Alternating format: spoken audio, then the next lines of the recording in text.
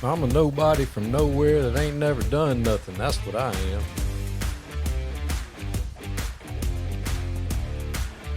An old head. These young coaches, I tell you what, I can't figure these jokers out. They got a backpack on and tight something. I don't know what they're doing. They're getting on my nerves. I can tell you that. I know what ain't in the backpack. A string and a let me paint that line for you. That ain't in there. That's for sure.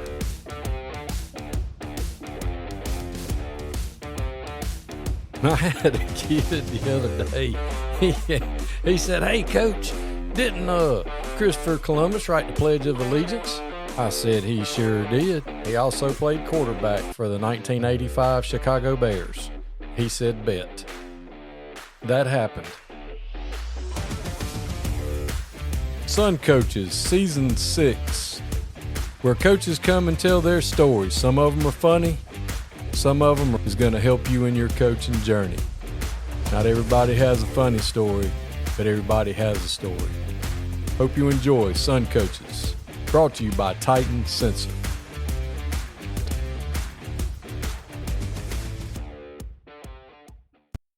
Sun Coaches is proud to partner with Titan Sensor for Season 6 and 7. Titan is made in the USA, proudly founded and based in Texas. When you connect with Titan, you are not alone. You can collaborate and share templates with other coaches across the country to build reports and foster competition. Used by programs such as State 6A, Georgia State champion Grayson High School, Titan can tailor a package to fit your needs. The eye in the sky never lies. Improve your team's performance with Sun Titan. Coaches Podcast, Season 6, and I'm fired up today to be joined by the head coach at East Paulding, Coach Van Spence. Thanks for being on with me. Thank you for having me. Well, Coach, just like I ask everybody, where'd you actually grow up and go to high school? I grew up in Calhoun, Georgia, and when people hear Calhoun, they think you went to Calhoun High School, but I went to Gordon Central High School. Really? Yes, sir. Back in the 1990s, we had a good run over there back in the day. Vernon Jackson was our head coach, and a lot of guys that I was coached by, I think, led me to where I'm at today. But Gordon Central and class of '96, proud of that group. We had a good group of guys. What all did you play in high school? I actually played football, basketball, and baseball. Was fortunate enough to go play college baseball and played at Kennesaw State. But that was just I've got a teammate that's been on probably several guys that you spoke to staff at Berry Hall, who was with me. He's one of my best friends. He played in the league for a little bit, so that's one of I'd say the claims to fame of Gordon Central football. But we had a good group, and we had a lot of good time. Yeah, I've been seeing the things on Twitter and showing Coach Napier films from the '90s when he coached at Murray County, and somebody from GC put on there, the year y'all had one year, y'all had a really good year, and y'all were battling Murray County, and the guy was like, "Yeah, we went." He said the 4 years we played Murray County, I think we were 3-1 against Murray County or something like that. And some of the younger guys are like, "Really?" Because they don't understand how good those two programs were back then, as opposed to how things are now. I agree. We had toe-to-toe battles with them in multiple sports. Heck, regions have changed over the years, but there was a lot of good ball out there. We had LFO and Lafayette and Ringgold. I mean, it was just a good group of people that worked hard, and a bunch of guys went on to play college ball out of that region. But yeah, we were that '95 year. We went 10-3, and so I think that surprised a lot of people that these fellows from Gordon County were going out there and doing some pretty good things. That's awesome. So when you got to Kennesaw State and played baseball and had that opportunity, you said you were kind of guided by your high school coaches. Did you know all along you were going to teach and coach, or did you just kind of get in the wrong line, went to being an accountant, or? No, no, my father's an accountant. Actually, my mother she was in education for 30 plus years, and I enjoyed being outside. I enjoyed, competing. So when I went to college, my college baseball coach, Mike Sansing, said, "I can see you one day being a head coach or being an AD." And I thought that was a really, really nice compliment. But I had no desires to do anything in an office building. Everything I ever wanted to do was to be in some type of athletics. So the first 10 years of high school coaching, I coached football and baseball, and that was a lot of time. But you gotta do what you gotta do to move on and get positive results. So it was good. Well, when you were at Kennesaw State, y'all were very successful in the baseball program. Did you get to play with Chris Holliday? Holiday was before me. I'm a Right. little bit younger. Yeah, I played with Jason Jones. Okay. Jason Jones is probably the most. He's the one who played with the Texas Rangers. He's a 2-time Division II Player of the Year. Great person too. But my junior year, we lost the national championship. But Jason got drafted. Willie Harris, who played with the Braves. I think he holds the Braves single game hitting record. I think he got 6 hits. And so Willie was my roommate. There's a lot of guys that went on to do some great things in the game. Yeah, I was just curious because I knew Chris played. We grew up together, and he played. I know he had a good career at Kennesaw State, and I thought he was a little bit ahead of you. I just didn't know if you caught him at his tail end and when you were getting there, or how that timed up. So when you came out of college, what was your first teaching and coaching job? Well, it's funny that, and I really thought the stars aligned, but when you're going through this educational process, your curriculum, your student teaching, well, everything I had was at McEachern. And I met Coach Dorsey, who at that time had already done so many great things. And so I was fortunate enough when I got done with my student teaching to get offered a job. And so I went straight to McEachern. And it was a great transition because I already knew a lot of people because I'd spent so much time there. That's awesome. So you actually just kind of streamlined right into McEachern. Yes, sir. Steve Jones, who went. Steve Jones was the DC forever there, and he was the county athletic director. He was Walton's AD, I believe. He was kind of like a mentor for me, and he had transitioned to that AD position, so I was fortunate enough to kind of slide into his spot. Learned a lot from him in that first year, but actually I always thanked him when I saw him anytime after that for moving on up in his career because it allowed me to have a teaching spot, and I was very fortunate. So what was your first coaching job like? Were you a position coach, or what did you do? It's funny now because most people that I guess and the guys that listen to your podcast and the guys that I've talked to over the years would probably think something offensively, but my first ever position group was defensive ends, and it's funny, the first position group I ever had, a young man who was in my group, his son is now going to be a freshman, and they live in Dallas, Georgia, so he's now on our team. So it's kind of full circle moment. Pretty neat. Yeah, that's awesome. Like generational coaching, second generation guys. Yes, sir. Makes you old, but that's still pretty good. I don't say that often. No, that's still pretty cool. I'm still here. Yeah, that's still pretty cool though. Yeah, that is awesome. When I was at Early County, we had, the coaching staff had been together forever. Like they'd been together for 25 years, and they were like on their second generation. Like they were just catching, like when they first got there, and they were like you said, like first year coaches. They coached some guys, and then they started catching kids when they were freshmen, sophomores, and it was pretty cool to, because you could coach them a little different when their daddy knew how you were when you were.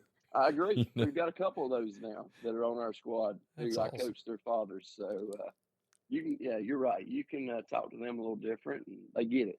They get it because they get reinforced at home, I would imagine. So how long did you stay at McEachern and, move from defensive ends to, I imagine you moved around and moved up there? How did that process go? Well, we were, because Coach Dorsey he was near the end of his career. So I did defensive ends the first year, and then they moved me over because we kind of switched up the whole staff a little bit. I moved over to quarterbacks, and that was kind of where I felt more at home as that's the position I played. I spent 7 years under Coach Dorsey and just worked quarterbacks and that was kind of like my primary deal. And then Kyle, who, Coach Dorsey taught me so much. And then Kyle comes in, and I think Kyle allowed me to really spread my wings, so to speak. When the transition was made from Coach Dorsey to Coach Hockman, most of the guys had been together on that staff for a very long time. And so a lot of guys went to, new places. Some people retired. And I was the only position coach that stayed. I sat and met with Kyle. I thought the world of him. And I still do. I still talk to him regularly because I always like to call and pick his brain for guidance and tips. And but then I stayed with Kyle for 8. So I was at McEachern for 15 years and moved up from quarterbacks to coordinator. And, I just served as the offensive coordinator to the end of my time at McEachern. Yeah, I've never been fortunate enough to meet Coach Hockman yet, but everybody that I've ever talked to, they just go on and on about how high of an IQ guy he is, that he's like very cerebral, like just very, like that he's like on a whole nother, he thinks about things on a totally different planet than everybody else. And I mean that in the most sincerely positive way, that he's, everybody, gushes over. They're like, man, you got to sit down. You got to get him on. You got to talk to him because he's a definitely a dude you need to talk to. I would agree upon that. Like I said, I learned so much from him, and just the way he thinks, the way he went about his way, the way the kids responded to him. It was good, and I'm not sitting in the seat that I fortunately get to sit in without his guidance. And there's been a lot of other coaches that done so much to help me grow as a man and as a coach and as a father. But Kyle had a big piece to what I'm fortunate enough to do now.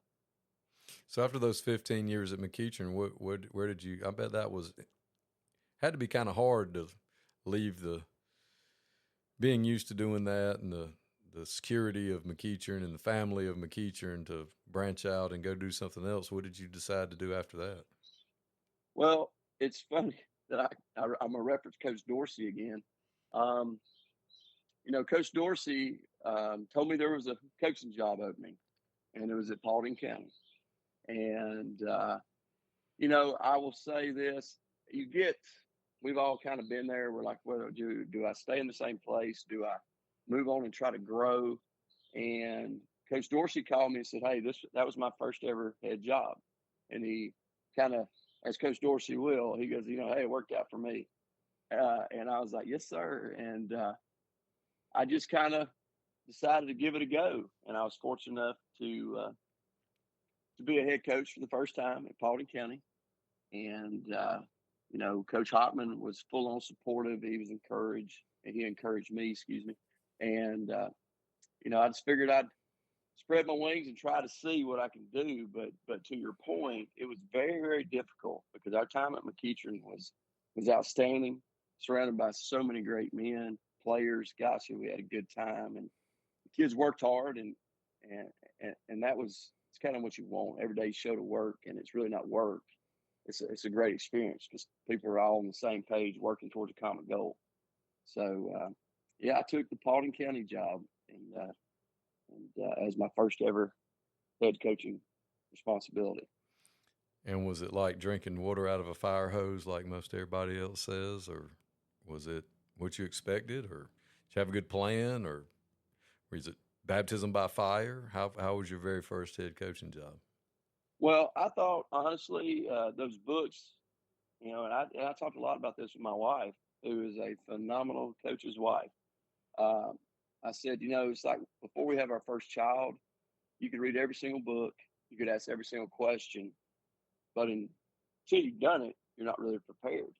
And I really felt that we had a good plan. I had some good guys with me, but it was it's not the ball. The ball's not the problem. It's not, I won't say the problem. Ball was the easy part. It's all the other stuff that you can read about, be told about, but until you walk that walk, you don't realize how much or how difficult that can really be. But had a great group of kids the first year. With any time there's change, I'm the new guy. I thought Scott Hamilton, who was there prior, did a great job. They had a good season. I think he does a great job. But yeah, I took it over, and we had some ups, we had some downs in that first year, but we showed that we could maybe compete. And we grew a lot. In year two, we make the playoffs, and it had been quite some time since, I guess, Paulding County had made the playoffs. So that was a really big feather in the cap. And the kids, we had quite a few kids that were fortunate enough to go play collegiately. But then the next year is when it got to be the toughest, because we graduated a ton of seniors, and we were very, very green, very, very young. And I think at one point we started a freshman at quarterback. So year three was very difficult. It really was. But I still go back to that year, and we went 1-9, and we worked like we're competing for a state championship every week, because we wanted these guys to feel success. We wanted these guys to understand that, sometimes it's not always on our timeline, but we ended up winning game 10. So we were 0-9, but I still go back to that year as probably one of as difficult as it was, one of the best years for me as a person to battle through, work through, and I know as a human I grew. And, you ask kids to stay poised. You ask kids to persevere through tough times. And so we as coaches, along with the kids, we had to live that. And it was always cool to end the season on a win. So there was definitely some positive moving into the off season. And in the next couple of years, we had a little bit better success. We had some big wins here and there, but the regional alignments got us a little bit. We had Carrollton and Douglas County and Kell, all those guys in Rome in our region. That was difficult. But once again, it's one of those things where, we want to win games as high school coaches. I'm sure you've got a ton of guys that talk about that. But, we try to build men too. And I think, now that I'm a little older, I've seen guys that are firemen. I've seen guys in serving our military. I saw a guy, we unfortunately had a young lady at our graduation that evening. She had a seizure during the graduation. It was a scary moment. And here comes one of my former players, he's an EMT, goes up there and takes care of her. So, we didn't win as many games as we want, but I think some of the relationships that were built and the development of young men, and even as older guys like myself, we learned a lot and got to be hopefully better people all the way around. And after Paulding County, what did you parlay that into? Well, that I stepped down after 6 years, and I was kind of like unsure what I was going to do. And Andy Dorsey, who was the son of Coach Dorsey, said, "We're hiring a new coach, and I'm going to give you his number. I'd like you to call him." So I did, and we spoke. And I was so desperate. I didn't want to go too far away from home. I did have some folks reach out that are a lot farther away, but I've got 3 children, and they were kind of transitioning, to middle school. And I was like, I don't know if I'm ready to just uproot them from something they've built as, friendships. But I called Andy gave me that number, and I called Chris Hirschfield, who had taken the job at East Paulding. And I just said, "Look, man, I need a job." And he said, "Well, I said, here's the deal. I've got a son. I've got another son. They will play in your middle school program. I will also coach your middle school program. I just want a job." And East Paulding is like 10 minutes from my home. And things worked out. And year one, I coached the 6th grade team. The 7th grade team, the quarterbacks. And and just year two, I moved. Now I was coaching the 7th grade, the 8th grade, and I was the OC. And we made the playoffs. Unfortunately, lost in round 1, but we had a good group of kids that were kind of feeling that, hey, we could do some great things here. So at the end of that season, in the off season, the school decided to make a change, and I got called to the office, and they asked me on the last day of school, and that's been a little joke that I've had with some guys. Like, doesn't everybody get the job on the last day of school after spring ball? But I took the job as we were heading into the first dead week. And last year was my first year as a head coach again at East, and we were very fortunate to go, 10-2, and until we ran into Lee County, and Coach Fabrizio had a great team. And now we sit here ready for year 2 as head coach at East Paulding. So when you got your second head coaching opportunity, what were some things that you learned from your first? Now, granted, you had 6 years of doing it, and then you kind of had a hard reset. Probably had a lot of fun at the middle school level, to be honest. Oh, it was great. Middle school football is fun because you see, wow, this is middle school, and you go to the bare bones, and then the way we set it up at our school is that you would the varsity guys, of course, varsity, JV, and freshmen practice right after school.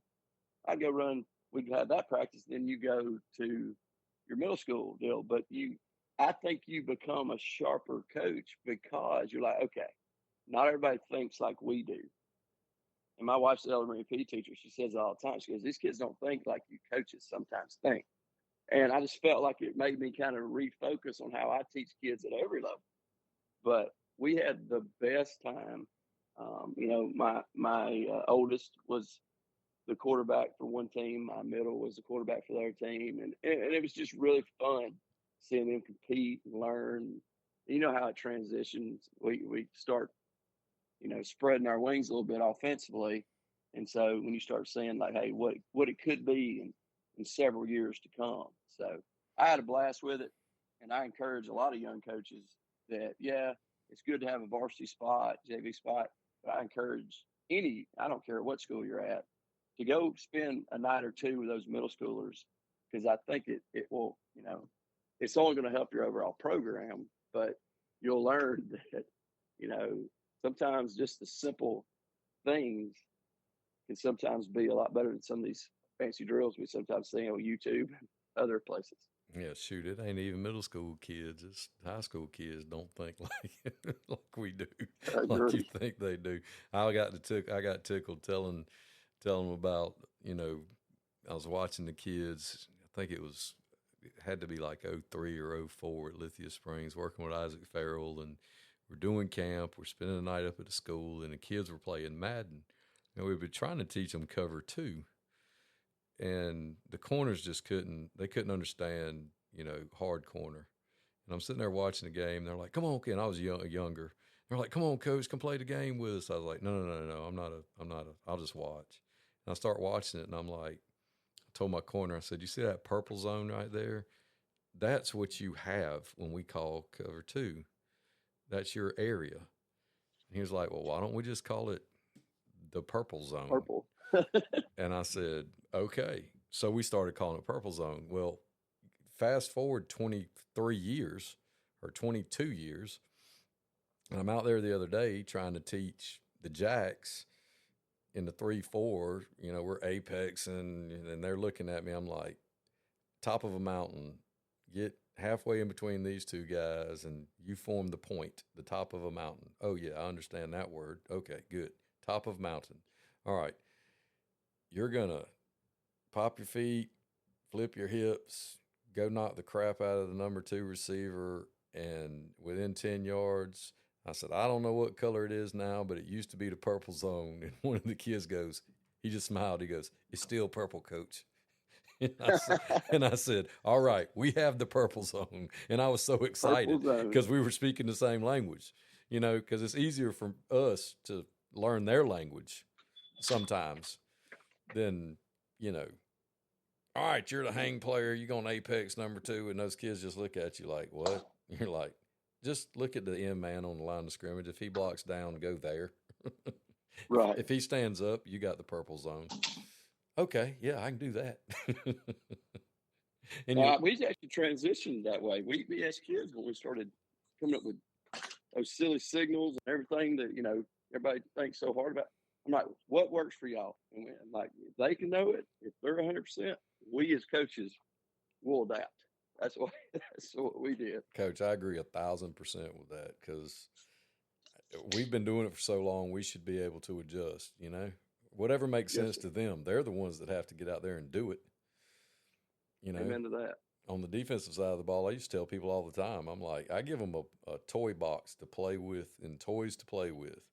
All of these toys in here will work. I don't really care which toy you use. Just make sure everybody knows the toys that y'all are playing with together. And, y'all want to play cover one to trips? I don't care. You want to play trap to trips? Don't care. You want to play cover three to trips? Don't care. Just make sure everybody knows, and we can do that. Now, if you screw it up, I'm going to take your toys away from you. But they're the ones out there playing. And I learned that when I was at Americas. The kids were like, hey, Pops, can we play cover one to trips? I don't know. Can we? Well, yeah, we can lock these guys up. Okay, well, let's do that. Because they're the ones out there playing. They're the ones out there dealing with it. So if they just give them some ownership, let them do it. And, it lets them kind of feel like they're part of the process. And if they want to call it, fuzzy rat turds, we'll call it fuzzy rat turds. I don't care. It doesn't really matter. As long as they know what to do. Exactly. Yeah, it gives them ownership. And that's the key to the whole thing, I feel. So when you took over last year, what were some things, transitioning from the first time, things you learned, things you thought you might need to change, and just basic overall philosophy? What's your basic, like when you go in and present your program and you say, this is Van Spence's idea of of how to run a high school football program, how do you sell that to an administration?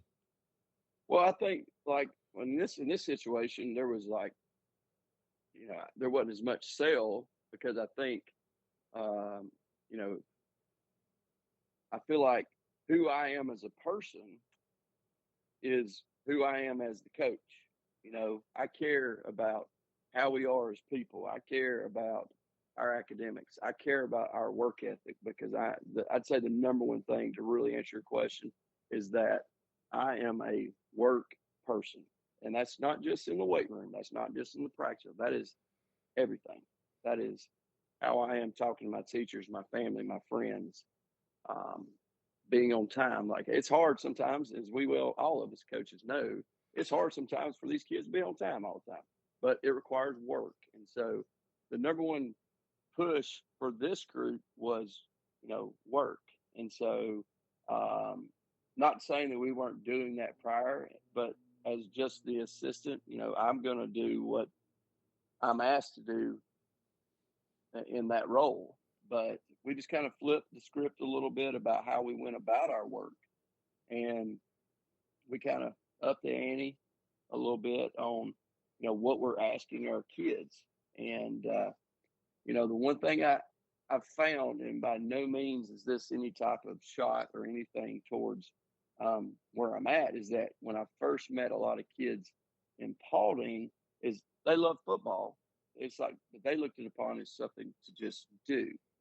But I'm like, this could be an opportunity as well. And so that's always been the push, is that I want you to give it your all. I want you to be successful in whatever endeavor you choose, but this could be a great opportunity. And so, it was pretty cool. Last year, we were fortunate enough to sign 14 kids, because I think they really bought into that, hey, I can work at everything and have multiple opportunities. And we have young men going all over the place at all different levels to continue getting their education and play collegiate football. So my whole sale is who I was as a person. That we're going to work hard. We're going to be good people. And through that, be disciplined enough to know, hey, how am I going to make the choices I need to make to be successful, not only as a person, but as a teammate. And so I felt like that was one thing that really, really resonated with the principal and our athletic director and even the school. And I think our kids feel like I'm pretty genuine, and I'm here to help them, but I'm also here to hold them accountable and try to get them to be the best they can be. So I felt like that was kind of the sell with the school, and it kind of worked out year one. That's awesome. I lived in Temple for 6 years and actually worked at Austin Middle School, so I'm very familiar with Paulding County. But share with the listeners just how close you are to some of the other schools in your area. Directly to your east, you have which high school? Well, to my east, we have, Paulding County's 10 minutes from East Paulding. Right. In one direction. East Paulding sits kind of right on the Cobb line. I'm actually closer to Harrison, Hillgrove, and McEachern than South Paulding and North Paulding.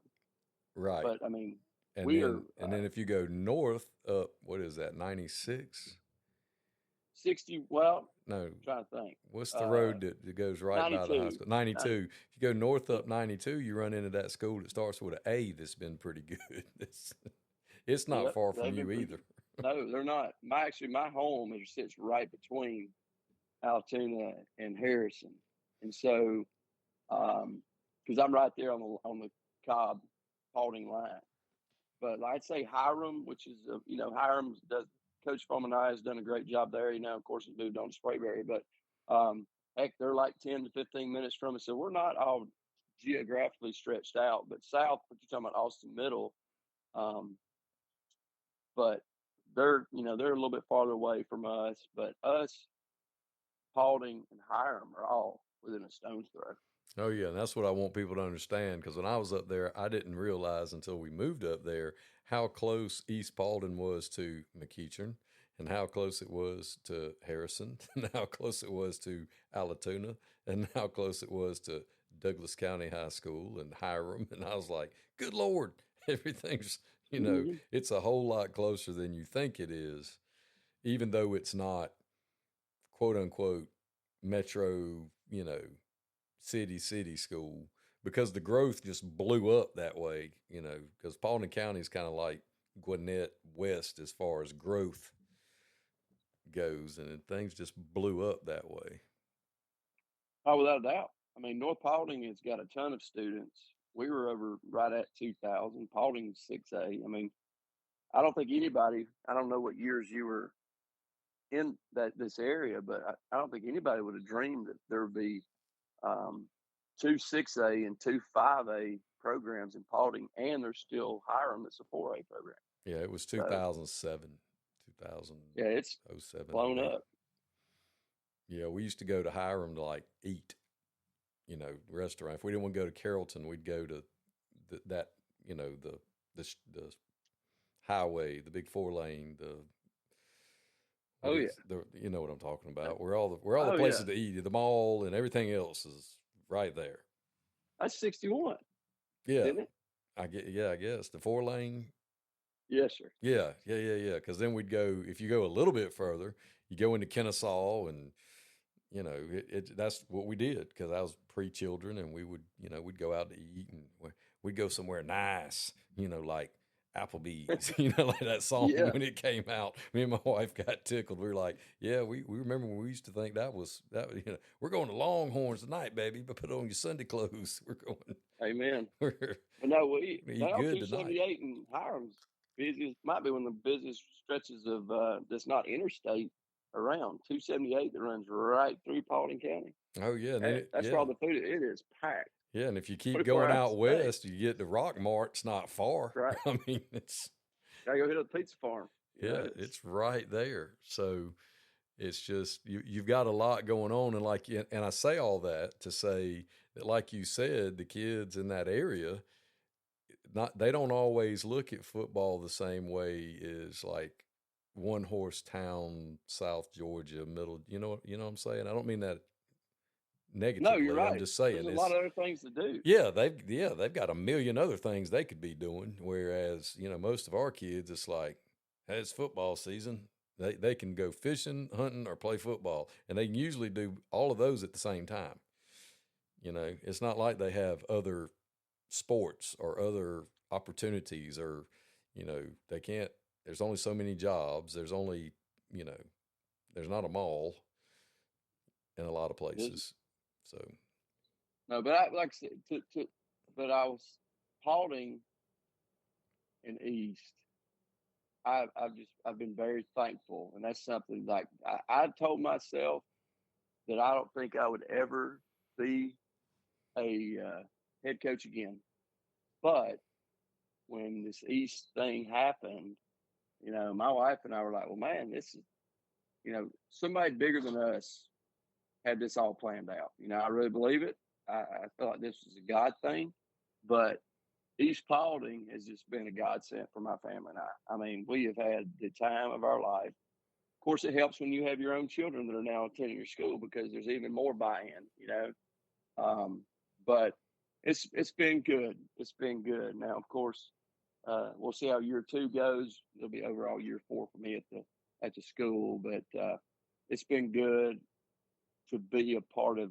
I feel like something that's people want to be a part of. I know it probably sounds silly, but people want to be a part of our program, and that's it's been a really cool thing to see it kind of just continue to grow. So, how was your first spring there compared to how spring was going into year 2? Or how was the spring this year compared to the first spring there? Well, last spring we had a lot of seniors, and so the leadership piece. Not that we don't have some great leaders this year, but we were very mature as a unit, offense, defense, special teams.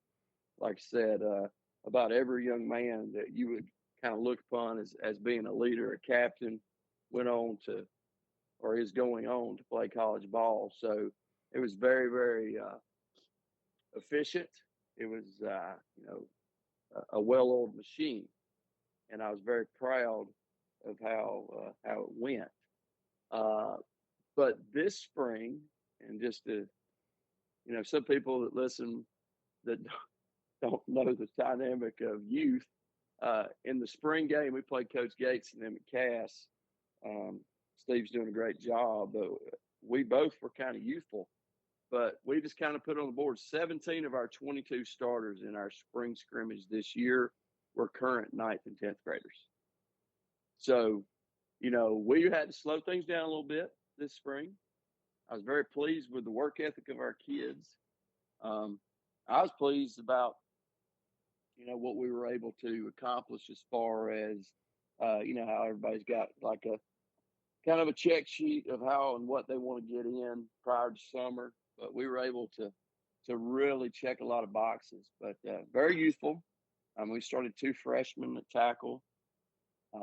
Now, of course, there'll be 10th graders, but so I will say the difference between the two. One, there was everybody was, because I was not the head coach last spring, so I was still just in my offensive coordinator role. But this spring, I thought it went very smooth. I thought our kids were bought in and did well, but it's just right now we're just trying to grow as football players and our football IQ, because we are going to be very youthful in many, many areas.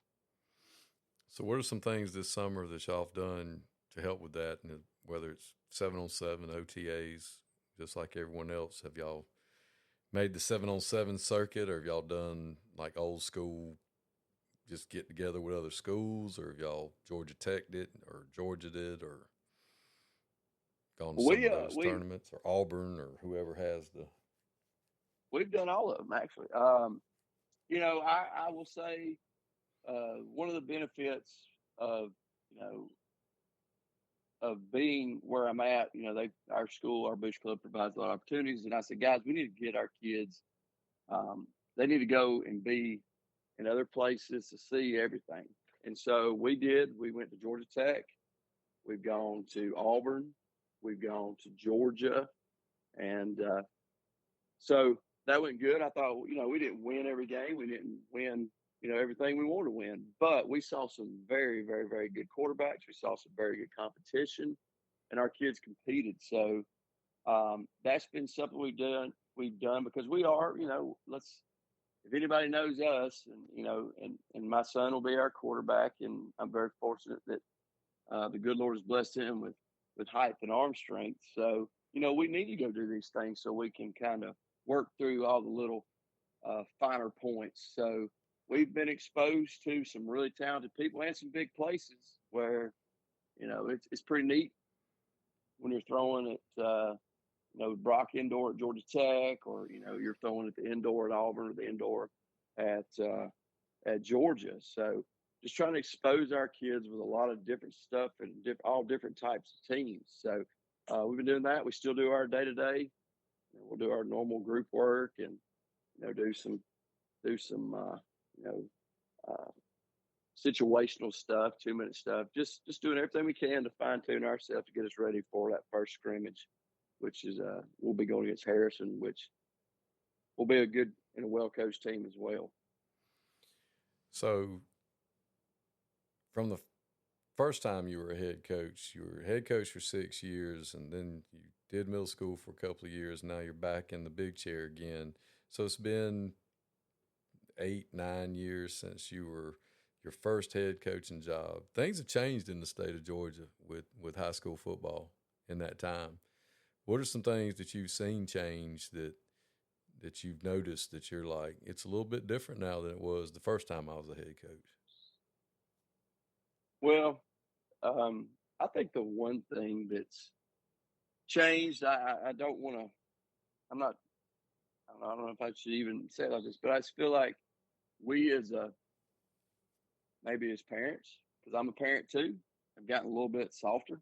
And so that's something that I've really, really noticed is that, and I hope I don't hurt your ratings on this one, but I just feel like I don't have ratings. You don't have to worry about that. What I'm saying. I just don't want to, but I just have noticed that, it didn't go my kid's way. So the best thing to do is complain. And there's a lot of that goes on. Whereas let's just see, well, what can I do to be better? And how can I earn, that opportunity to compete, or earn that opportunity to start or be in the mix?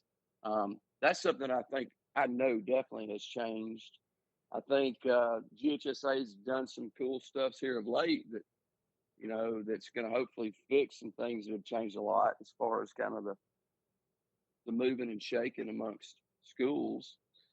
I just felt like the two places that I've been a head coach, people would, they try to get kids from that school. And, sometimes it's hard to hold on to them. So I'm hoping that will continue to improve as far as kids stay in their community, because, as we spoke about at the very beginning, growing up in Gordon County and all those kids that I played ball with, we were excited just to compete for the hometown school, the school that I grew up in, the school that I went to the middle school program or played in the middle school program. So, I think that could help, because that definitely, I believe, has got a little bit out of hand. So from day one as a head coach to now, I thought that was probably one of the biggest things I've seen.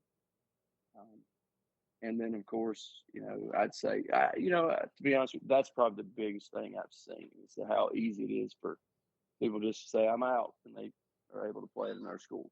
So that's probably my thoughts on that. Well, the mountain that I'm going to die on, and I've beat this dead horse every episode, and you and I are of the same age, more or less, is this calendar. And the fact that we're playing football games in August, at the beginning of August, and it's ridiculous. And having 2 dead weeks during the season is ridiculous. And I don't like it. I don't agree with it. And I hope the young coaches that come behind us can get a handle on it and get it fixed to where football is backed up and played when it ought to be played, to where there's not such an onus on June being as important as June has become for football, where kids can be kids and go do other things. Where we're not stressing about, oh my God, Jimmy wasn't here today, or, Jimmy's going to miss this week because he's going wherever, or he's playing baseball. He's at a basketball camp. Well, good. Let Jimmy go do that in June. But it's hard now because we're playing real football games the first week of August. And, hey, you got 4 days acclimation, and, oh, by the way, next week you got a game. That just doesn't – 5 days of prep. Yeah, that just doesn't make sense to me. There's no way that's – but anyway, old man yelling at the clouds. But no, I agree. I think it is compressed, and I think, I don't know how y'all go in the summer, but – we give our kids off Friday, Saturday, Sunday just for that reason, thinking, hey, go be a kid.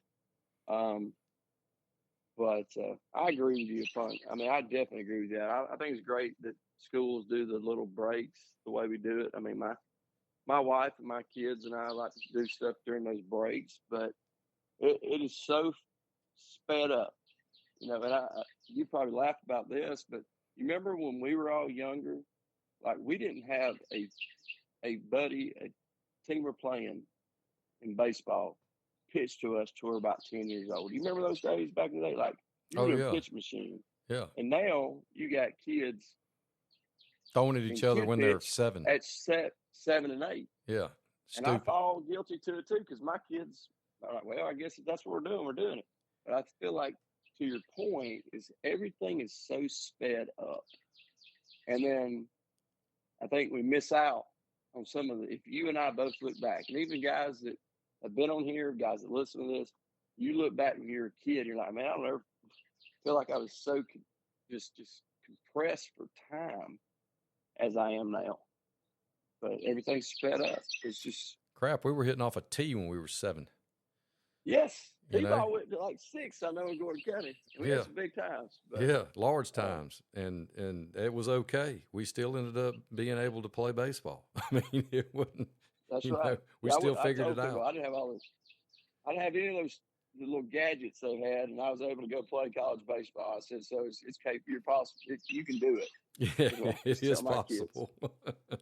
It is possible. Your mom and daddy didn't have to drop $2,500 every 6 weeks for you to be on a travel ball team. No, I was playing rec balls over Redbud. Let's go. You still made it for $20 and you played for Johnny's Mechanics, Johnny's Auto Parts, or whoever. You are correct. Whoever your team sponsor was. American Legion 43. I'll tell you what. There you go. That's awesome. Well, Coach, I sure do appreciate you coming on and sharing your story and what's going on with the East Paulding Raiders this year. And I can't wait to watch you guys and hope y'all are able to follow up that great first year with an even better second year. And if there's ever anything in the world I can do to help you, man, just hit me up. But I sure do appreciate you coming on and sharing your journey thus far and listening to everything you've done to pour into the young people that you've come into contact with so far and the men that have guided you in this business. And I'm sure they're extremely proud that you've taken what they taught you and you're passing it on as well. Well, I appreciate it. I think what you're doing is outstanding. And I just pray that we can all just keep building this game and hopefully do great things on a daily basis. So I just really appreciate you doing this and giving me the opportunity to speak. Thanks, Coach. I appreciate it. Yes, sir.